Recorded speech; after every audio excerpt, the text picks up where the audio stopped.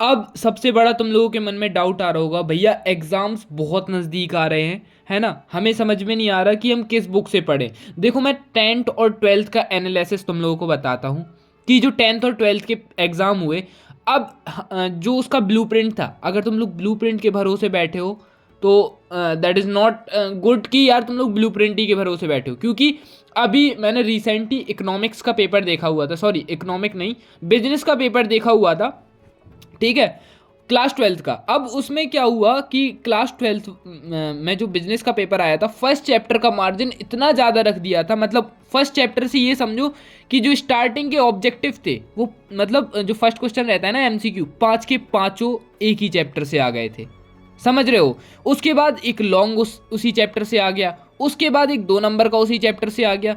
But blueprint में तो ये सब था ही नहीं। अब कोई बच्चा बोलेगा कि भैया हमारे साथ फ्रॉड, मतलब एमपी बोर्ड ने ये सही नहीं किया, ये नहीं हुआ, तो क्या जो 11th वाले बच्चे हैं, जो 9th 11th वाले बच्चे हैं, क्या उन्हें क्या करना चाहिए? क्या उन्हें भी ब्लूप्रिंट के भरोसे नहीं बैठना चाहिए या बैठना चाहिए? तो देखो इन सब के आंसर तुम लोगों को मिलेंगे। और रही बात परीक्षा बोध, परीक्षा दिन कहाँ से पढ़े, क्या क्वेश्चन बैंक से पढ़े? जैसे क्वेश्चन बैंक तो आई नहीं है, लेकिन हाँ कुछ क्वेश्चन बैंक प्राइवेटली आई हैं, यानी कि जीपीएच के तौर पर ऐसे काफ़ी पब्लिकेशंस हैं जिन्होंने अपनी क्वेश्चन बैंक रिलीज़ करी है ना। लेकिन उन पर भी विश्वास नहीं कर सकती क्योंकि उनमें भी कुछ ऑब्जेक्टिव, कुछ आंसर्स रॉन्ग होते हैं। तो भैया आप करें क्या, क्योंकि इतना टाइम बचा है। और 11th का तुम लोगों को मार्जिन बता दूं कि अगर 11th में अगर तुम लोग ऐसे सीरियसनेस नहीं ले रहे हो कि यार 11th है, हो जाएगा, निकल जाएगा, पास तो हो ही जाएंगे, तो नहीं यार, ऐसा नहीं होता है।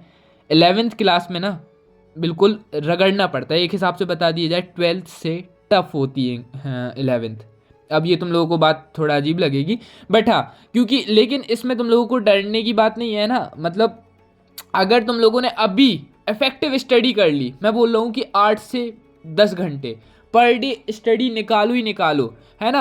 अब स्कूल जाना तो जैसे तुम्हारा बंद हो ही जाना चाहिए, ठीक है। कोचिंग में अगर टेस्ट हो रहे हैं तो ही जाओ, अगर तुम्हारे कोई सेल्फ डाउट है तो ही जाओ कोचिंग।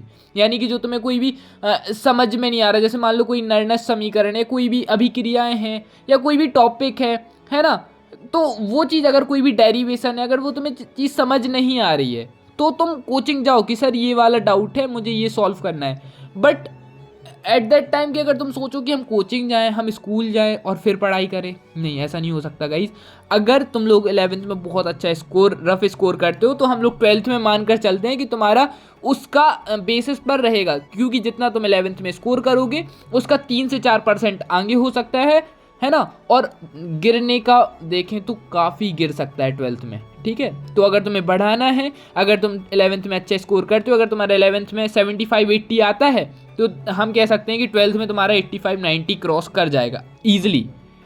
अब बात आती है कि भैया पढ़ना कहाँ से, मेन दिक्कत तो यहीं पर है ना।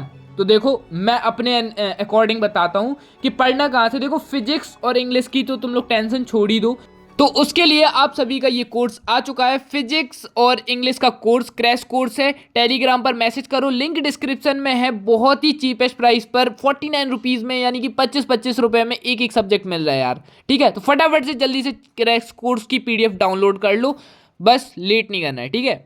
तो कोशिश करेंगे कि जितने ज़्यादा बच्चे ये कोर्स परचेस कर सके कर लो, है ना। इतने चीपेस्ट प्राइस पर रखा हुआ है कि कोई भी परचेस कर सकता है, ठीक है।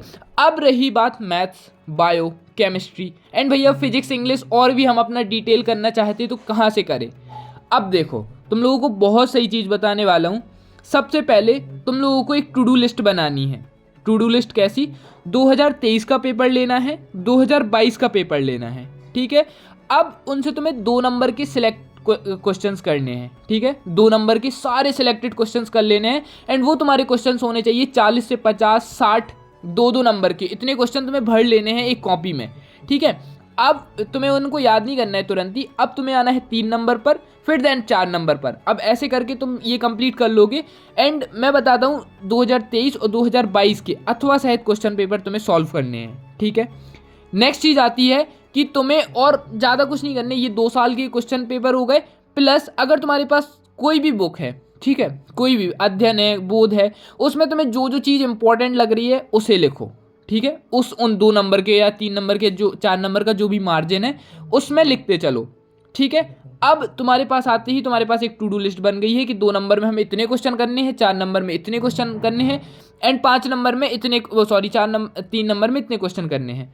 तुम लोग गाइज यकीन नहीं मानोगे, अभी 12th का मैं तुम्हें सिनेरियो दिखाऊंगा, मेरी इंग्लिश की कॉपी अभी रखी है, जैसा मैंने अभी बताया है सेम तुम लोग ये समझ लो कि जिसने भी मेरी मेरे अकॉर्डिंग ऑफलाइन में जितने भी बच्चों ने स्टडी करी थी, ये समझ लो इंग्लिश के पेपर में उनका फुल में से फुल पेपर जाएगा। एंड ये मैं 100% फॉर श्योर गारंटी कह रहा हूँ कि जितने भी बच्चे मेरी ऑफलाइन कोचिंग में हैं, चाहे वो बिल्कुल वो पढ़ाई में बिल्कुल अच्छा भी नहीं है, फिर भी उसका स्कोर तुम लोग देखना कितना बेस्ट रहने वाला है। मैं तुम्हें बताऊंगा 12th का स्कोर इन बच्चों का, ठीक है।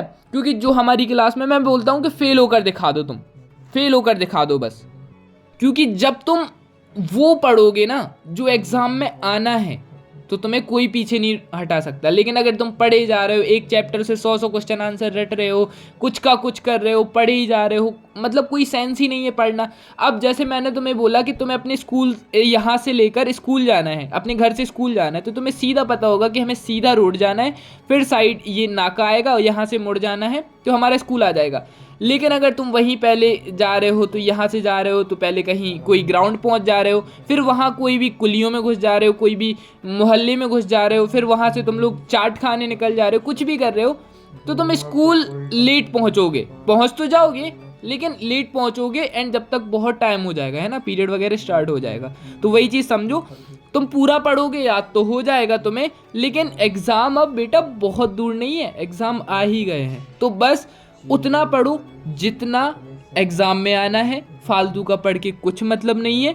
और तुम लोगों के लिए बेस्ट है पिछले 2-3 साल के पेपर प्लस परीक्षा अध्ययन, दैट्स इनफ। इससे ज़्यादा तुम्हें करने की कोई ज़रूरत नहीं है। लेस इज़ मोर, ठीक है। कम पढ़ो पर बेस्ट पढ़ो, ठीक है। और रही बात इंपॉर्टेंट क्वेश्चंस की, तो गाइज इंपॉर्टेंट क्वेश्चंस आते रहेंगे वीडियो चैनल पर। मेरी भी गाइज जॉब वगैरह रहती है, ठीक है, काफ़ी ज़्यादा ऑफिस का वर्क रहता है तो नहीं हो पाता है, बट मैं तुम्हारे लिए पूरा करूँगा, ठीक है, कंटेंट रेडी करूँगा। एग्ज़ाम टाइम पर तो वैसे भैया साथ रहेंगे ही, लेकिन अभी तुम लोगों को अपना थोड़ा सा सेल्फ कुछ करना पड़ेगा, ठीक है। पढ़ो 7 से 8 घंटे रोज़ पढ़ो, टाइमर लगा के। Okay guys, thanks for watching, best of